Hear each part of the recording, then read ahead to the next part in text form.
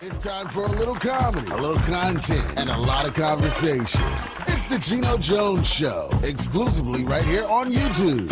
Now here's your host, Geno Jones. Hey, yes, I am back. I'm glad to be back. Everybody took a little break. It's the Geno Jones Show. You can see that. Like, share, subscribe. Tell everybody to like, share, and subscribe. Now, normally Monday through Friday, 7:30 Eastern, 6:30 Central Time, 4:30 p.m. out on the West Coast. Hockey season is over. Shout out to the South Carolina Stingrays. Let's go Rays! So the season's over. They had a great season. They didn't win the Kelly Cup, but we'll be back, and we'll get that cup next year. Shout out to my daughter, my firstborn, Lauren Hill Vaughn, and my son-in-law, Jonathan, and little Hendrix, soon to be my first. So this is my firstborn daughter, her first child.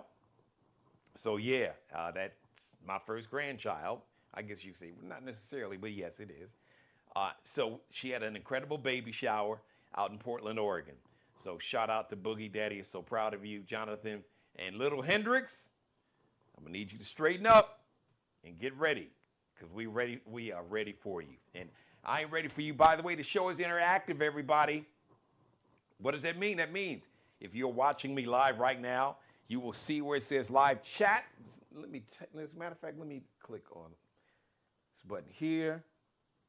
Let me do that. So that means, what that means, let me double click. There we go. Okay, boom, get down. Okay, here we. All right, sometimes we got to rebuke the enemy. Satan is busy, right? So you see where it says live chat? If you got a question, I got a guest. As a matter of fact, it is election season. It's voting season here in South Carolina.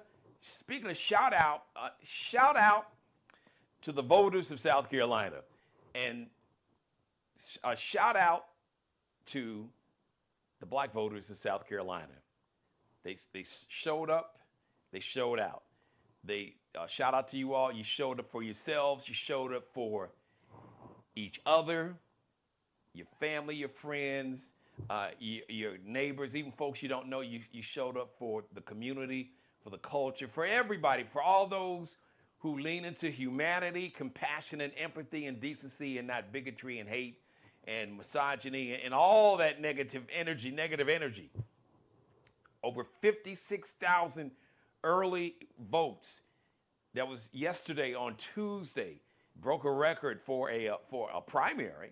So big shout out once again to all the voters of South Carolina, but especially a big shout out to the black voters of South Carolina, because it took sometimes it takes people to piss you off and to take something from you, or try to take something for you. And you had the MAGA cult here in the state legislature in Columbia. Is about an hour and a half from where I'm at. So you had this MAGA cult, and you had the cult leader that they had him up on the big screen in the state house, basically saying, I'm your orange lord and master. Do what I say, and draw these boundaries differently, so we can dilute the voting power of these Negroes. That's, in essence, that's what happened. Well, you know what? Some folks said, wait a minute, hold on now. Wait a minute, you might. As a matter of fact, shout out to one of the MAGA light, I don't know, I guess there's levels to MAGA. One of the MAGA adjacent or MAGA lawmakers, I can't think of his name, he's not important, who identifies as Republican. There's no longer a Republican Party. There's one political party, and there's a cult. And we talked about that 5.5 years. I digress. He warned, as a matter of fact, he was one of the Republicans that voted against redrawn. Now, keep in mind, like, you had votes like over our members of the military who live in South Carolina. Those ballots went out. So those ballots went out, and those men and women in the military, they already voted. Those votes were being mailed back, and they were talking about, we're gonna change the date. We're gonna move it back to August or whatever it was. And this lawmaker, this MAGA adjacent lawmaker, was like, you might piss off those Negroes. You might not want to do this because if you make these black folks angry, they're gonna show up and show out, and they're gonna turn out like maybe like they never have before, or maybe not since Obama. Basically, leave them alone. Don't wake them up. Don't piss them off, because if you piss them off, they're really gonna turn out. I predicted it here. As a matter of fact, I said, yes, please, go on and do it. Do it with your full chest. Maya Angelou said, when people show you who they are, believe them. So please, I applaud all the cult and I applaud all the bigotry, the hatred, the racism, the misogyny, the sexism, the homophobia, the bigotry in all of its forms, anti-everything, anti-Islamic hate, anti-Semitism, anti-everything. Be yourself. So I don't embrace it, I rebuke it, but I embrace you being your full self, and I embrace you doing it with your full chest. So we know who you are. Don't smile in my face and then call me the N-word. Be man enough for a woman, a singer, Tony Braxton had a song, just be a man about it. Just be a man or a woman about it. If you don't like me, I'm good. How you feel about me is insignificant, is irrelevant. I don't give a damn how you feel about me. What's important is what I feel, how I feel, and what I think about myself. So please be open with all of your bigotry. Let us know who you are. No deceptions. So I was glad that people revealed themselves. And a lot of people are revealing themselves. So I got a lot to talk about for the rest of the week. Kevin Hart, quarterback for the New York Giants. A lot of folks have already revealed themselves. 50 Cent and Stephen A. Smith, a bunch of folks. So please, we are living in a time now to where it's amazing those who are people of faith. God is allowing people to reveal themselves. So it may not be God, it could be the enemy, it could be Satan. But people are living in a time where even with the bigotry and hatred, they feel confident, they feel emboldened and empowered, and they feel that they're living in a time to where they should stand on that flag and fly that freak flag of hatred and bigotry proudly and own it. And yes, I want you to own it. I want to know who you are. So I know how to maneuver, and I know who to keep an eye on. Even though they say keep your friends close and your enemies closer. But nah, that's okay. But be who you are. No deceptions. Don't be phony about it. All right? Keep it real, as they say. Keep it 100, 1,000, whatever you want to say, whatever your colloquialism is, just do you. So, but big shout out once again to South Carolina. And shout out to the students of South Carolina State University, one of our historically black colleges and universities, our historic HBCU, and a lot of it. That was another thing when one of the MAGA candidates running for governor basically called these young students, these brilliant young minds at South Carolina State University, called them a mob, and said that the DEI was a scam and a hoax. And she disrespected those kids. She called them a mob. And this is the same woman they called the real mob that stormed the U.S. Capitol on January 6, 2021, and attempted to murder the then Vice President Mike Pence, chanting, "Hang Mike Pence," with the gallows, with the noose. And it spread feces over Nancy Pelosi's office, and were looking to kill Nancy Pelosi and my congressman in the U.S. Congress, James Clyburn, whose district they wanted to break apart. She called that candidate, that person running for office, she called them patriots, but she called those students who were exercising their First Amendment rights, she called them a mob. So, but those young people, they set an example because they stood up for themselves. They stood up for each other. They spoke up and spoke out for themselves and each other. And it's amazing what you can do when you come together as one. Remember Big Mama in the movie Soul Food? The scene she said, "You don't have much power. You know, when your family's separate, when your fingers are spread apart." She said, "But when you bring those fingers together and form a fist, got a lot of power." All right, ladies and gentlemen. Conversation is already going on in my chat room. You can join that conversation. Speaking of voting here, early voting started on Tuesday. Yesterday, everybody watching me live, May 26th. Early voting goes, well, early voting goes until, I believe, the end of May. My guests will tell you exactly, but Election Day is June 9th on a Tuesday. But we got at least another good week plus of early voting. She's been putting in work in the Charleston, South Carolina area and the state. I met this woman. I've been at 20 years ago, and one of the first churches I attended was a Royal Missionary Baptist Church. Shout out to Pastor Holt. As a matter of fact, I met this young lady through the church, and then just doing so much great work in the community.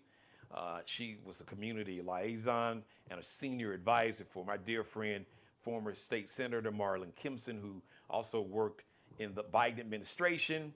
She is currently running to be the representative for District 116 here in South Carolina. Ladies and gentlemen, without any further delay, even though, like I said, we're going to rebuke the enemy because he's trying to play games with my signal. There she is. Welcome, Miss Radia Baxter. Hello, Radia. Welcome to the show. Good evening, Geno. Good evening, audience. It's amazing time to be in front of you. Like you said, early voting started yesterday, and in numbers. We showed up. We showed up, and it goes until June 5th. So it's Tuesday through Friday of this week, and then Monday through Friday of next week. Great. So, and thank you for having me. No, well, listen, I'm honored. Like I said, I've been watching the way you move in the community for 20. I've been here 21 years now, so I've always admired the work that you've done. One of the things I admired is you put in the work. You were always there for the community, and you did it without fanfare. It wasn't like, hey, look at me. One of you just you put your head down, you got in and got the work done and was very effective. So I always admired the way you moved and the way you got things done. So I was excited to see when I saw you announce you were going to be running to be the representative for District 116. For those who may not know you, please introduce yourself. Give us a little, give us, share your story, your origin story, and give us your why you decided to run for this office. So I am a mother of I have three beautiful children. Jason, he is 27. He graduated from Howard University and then got his master's from LSU. I have Jason Jared. Jared is 26. He graduated from South Carolina State and he has a degree in physical education and sports communication and currently works at the 1890. And then lastly, I have a baby girl, Jade. She is 20 and she goes to North Carolina A&T and T and studying in the field of nursing. I've been here in the Charleston community for over 29 years. I've raised my children here. We've lived in District 116.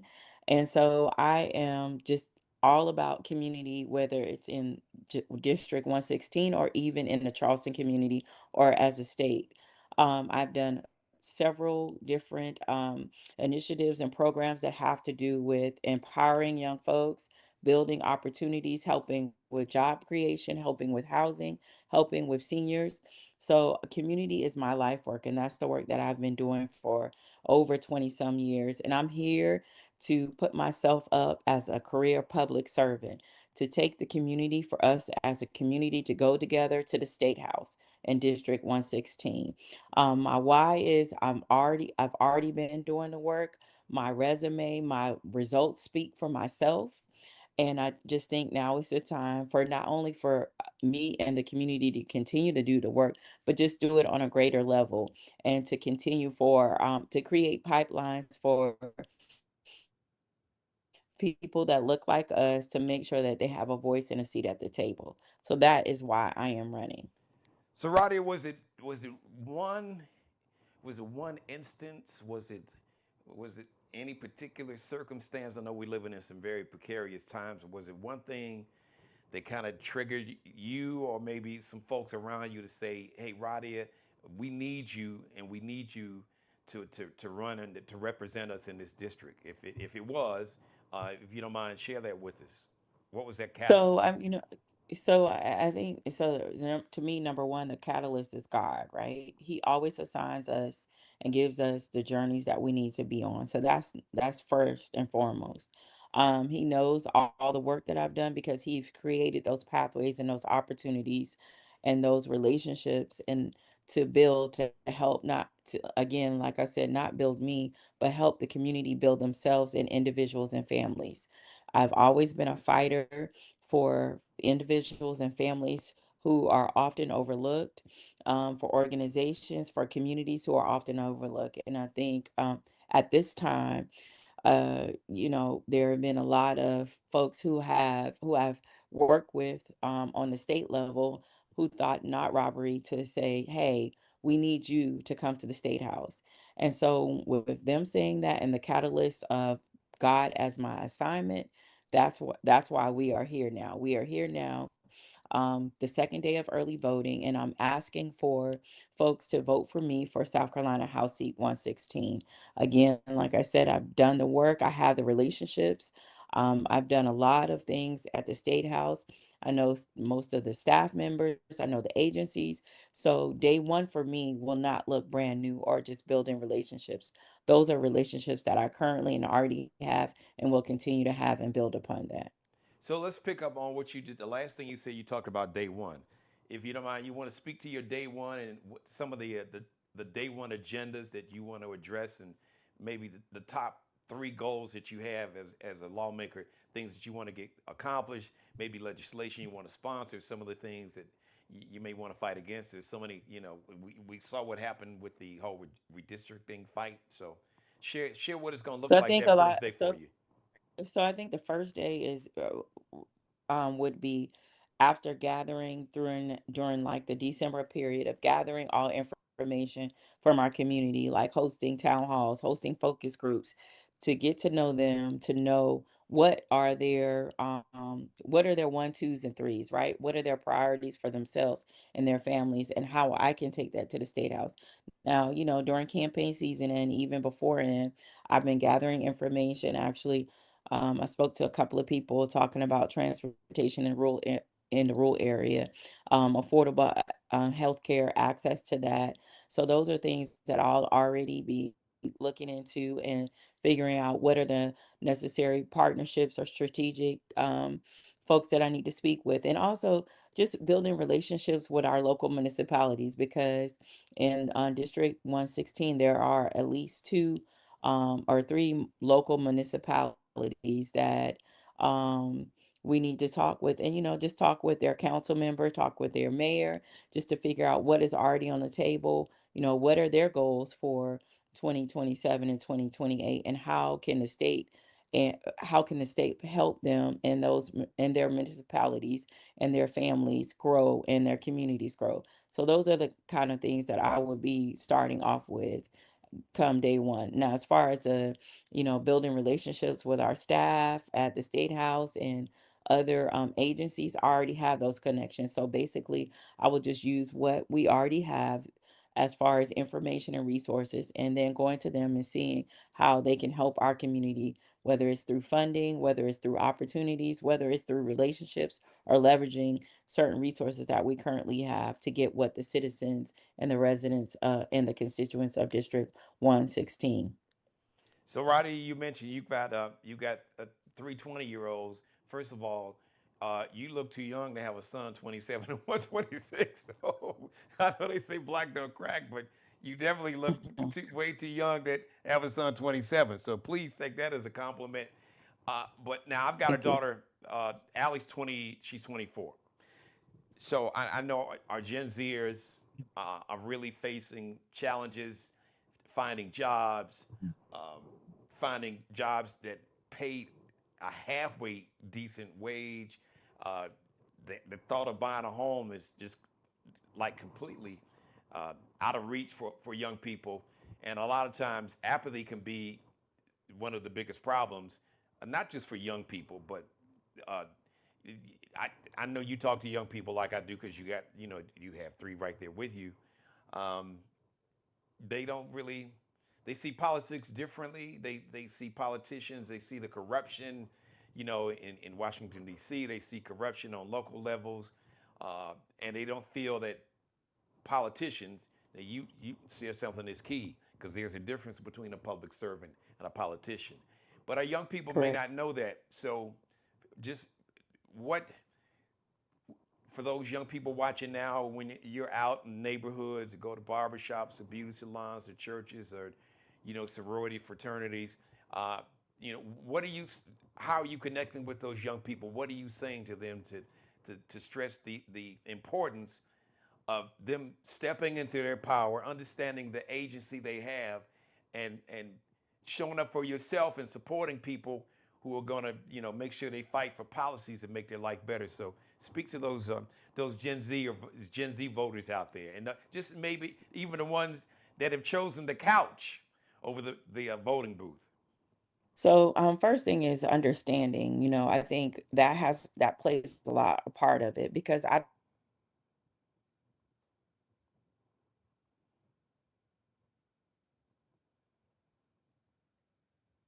She froze up. as their right to vote, and then and how not only is it about just the voting part of it or being empowered by voting, but also civic engagement. And how civic engagement also relates to your family life, also relates to economic development, also relates to access to affordable housing, access to healthcare, education, and how all of those things, which are basically their basic needs, have strategic decisions and require civic engagement, requires you to exercise your right to vote, requires you to go to neighborhood association meetings, requires you to be a part of a committee. Could be zoning, could it be planning and zoning, it could be business license, user fee. All of those require strategic decision making. And where, as a resident or a citizen of whatever municipality or whatever area, they have an opportunity to take a part of that and to build power. So that those are my initial conversations when I'm talking to young people or when I'm talking to older people when they talk about they don't vote. The reason why they don't vote because they don't see any change. Hmm. And then when I began to talk to them about their lived experiences and show them, different ways of things that have changed or the opportunity for them to be an informed voter and for them to vote and for them to take action and for organizing, mobilizing. Then now they begin to come around and start thinking of how they can be a part of the process. So that's how and normally everybody is excited about it. We start talking about it. Just and then they start talking to their friends. Or either if like this one gentleman wasn't even registered to vote. And when I started talking to him about that, and we talked about how much money he makes home, where traffic, how long it takes for him to get to work, and how all of these impact his life, and how he has the opportunity to be a part of the process. Guess what? He called me 2 days later and said, "Come on, show me how to register to vote. Get me registered to vote because I want to be a part of the process." And it starts within himself. I love it. I love it. I love it. Speaking of excitement, how excited were you to see the numbers, the turnout numbers yesterday? Oh, it was great. It was amazing.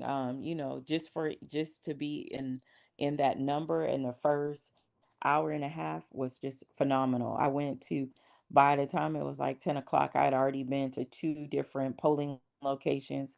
Lines were outside. Everybody was being friendly, helping each other, making sure that people, felt welcome. So I think it was just amazing. Just the turnout in itself. You saw young, you saw old, you saw black, you saw white, you saw women, you saw men. Um, so that was just that part of it was just so amazing. And just to see that we organized and then we mobilized and then we advocated for ourselves, our communities, and our families. And by the time it was time for the Senate to convene, the decision was already made, and that was phenomenal. So as South Carolina state residents, we did it. We did it. We came through and we did it. And that encourages other folk who haven't voted yet, Opportunity is still available until June 5th for early voting, and then June 9th for the election day to be a participant in the process. So, Roddy, I want to pick up on that last point because this is my speculation. I don't have data to back it up, but my instincts are pretty good. But you're closer to being on the ground. Do you think that the turnout, the early turnout, I mean, people were in line before the polls opened. Do you think that that show of force, that show of people showing up for themselves and exercising their right, do you think just let me just put it, keep it as the kids say, keep it 100. Do you think some of the lawmakers were shook, or that influenced their decision? I know that the state senate they voted against redistricting, but do you? My, I believe now. Correct me if I'm wrong. I believe that for some of those lawmakers, when they saw when they saw these lines of people and they saw the way, especially the black community showed up because it was such it was just so disrespectful. I mean, it was just an act that just it felt like a slap in the face to ourselves, our grandparents. So I don't know, but give me your theory. Do you think that strong show of voter turnout before the polls opened on the very first day influenced that vote that was up in Columbia yesterday? So yeah, I mean, of course, I think but honestly, I think they had already kind of realized that by 9 o'clock that morning or whatever, that the voter turnout was going to be phenomenal, and I think they had already made up their decisions. Of course, they have a responsibility to be responsive to the constituents of their district, and if they're getting feedback that this isn't right, and they knew the process wasn't right, they knew it wasn't that it was rushed, and so that in that responsibility, they had a duty to do what was asked of them, and that was to do what's right by the constituents of their district in the state of South Carolina. So, Roddy, listen. First of all, let everybody know where they can support your campaign. Campaigns need volunteers. They need money. They need boots on the ground. They need phone banks and all that. So let everybody know where they can support you, and we'll give you the last word. Whatever whatever your closing remarks is, your final pitch, you have the floor, and they have as much time as you want. Take as much time as you want, but be sure to let everybody know where they can go and support your campaign. Okay, thank you, Gino. Thank you for this opportunity. And audience, thank you for listening. I really appreciate you giving me this time just to share a little bit about myself and our campaign as we go to June 9th to be South Carolina House Seat 116. And that is me, Radia Baxter. I come with a wealth of resources, information, building power.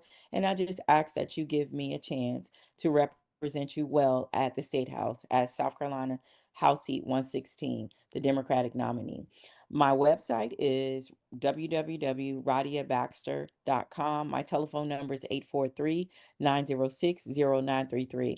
And I ask that, number one, that you take the time to vote for me for House District 116. And then in turn, you share with a couple of your other friends and family members and make a plan to go vote for me for South Carolina House District 116. And of course, we need volunteers, we need donations, and you can visit my website to sign up for that and to pledge a contribution. Again, thank you, thank you, thank you, and thank you for just encouraging this campaign, this community powered campaign. It's all about the community, it's not about me. A vote for me is a vote for you. And again, thank you.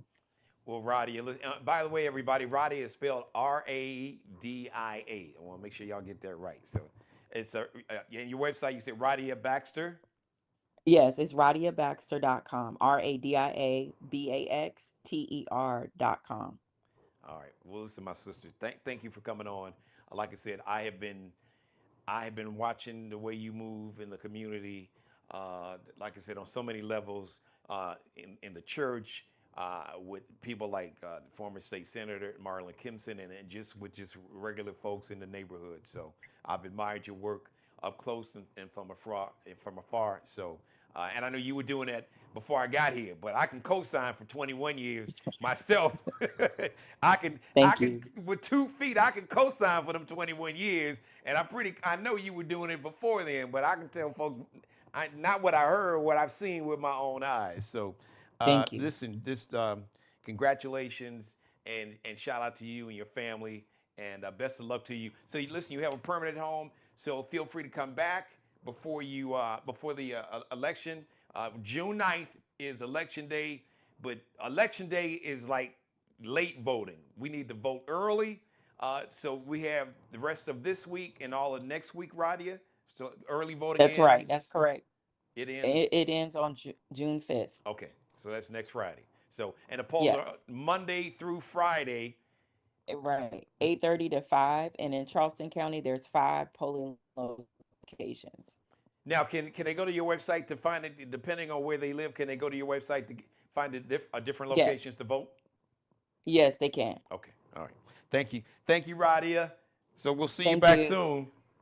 All right. Thank you for this opportunity. Oh, thank you for coming on the show. I'm glad we finally. I know how busy you are, but thanks for taking time for joining us. So, that's Radia Baxter, everybody. Like I said, I've been here 21 years, and I have watched her just working. Like I said, one of the first churches I went to was a Royal Missionary Baptist Church, and she was always doing work with the Royal Missionary Baptist Church. At the time, you know what? I'm not going to assume. I know she's working with religious organizations. I know she worked with former state senator Marlon Kimpson, like I said, who was in the Biden administration. So shout out to Radia, and for all the candidates that are running for office. You're welcome to come on the show. Everybody's been invited. I know, especially Charleston County. Shout out to Pastor Thomas Dixon. He's the chairman of the Charleston County Democratic Party. So for all those that are also running for office, all the offices, you guys know my number. You know how to find me, or you can just shoot me an email, GenoJonesShow@gmail. All right, listen, thank you, everybody. Thanks for letting me be a part of your life. As always, God bless each and every one of you, and you, especially you, God, most of all. Thank you for letting me do the Geno Jones Show live Monday through Friday. Yes, I'll be here tomorrow, so I'll be here Thursday and Friday. Okay, today's Wednesday, Thursday, and Friday. Hockey season's over. Well, we'll deal with that in June, because mid-June. But I'm going to be doing my show on location. So I'm going to take a couple days, but I'm going to be doing my show on location. I won't be in the studio, but I will be doing shows, and I will be uploading my shows, and they'll be available at 7:30 every day. They'll be available at 7:30 Eastern Time, 6:30, which will be 4:30 on the West Coast. So we'll tell you more about that later. But shout out to everybody, all my new subscribers. Thank you, and everybody watching, everybody that joined the conversation. So we'll see you Thursday. Shout out to Allie Jones. She is the official wardrobe consultant and stylist for the Geno Jones Show. You can check her and her Lexi Jones collection out on Instagram or IGLX.NCL_LX.NCL_. Markel Bailey, the official barber and hairstylist for the Geno Jones Show, the CEO of Designer Cuts. Check him out on IG, on Instagram. Kel be cutting up, as you see.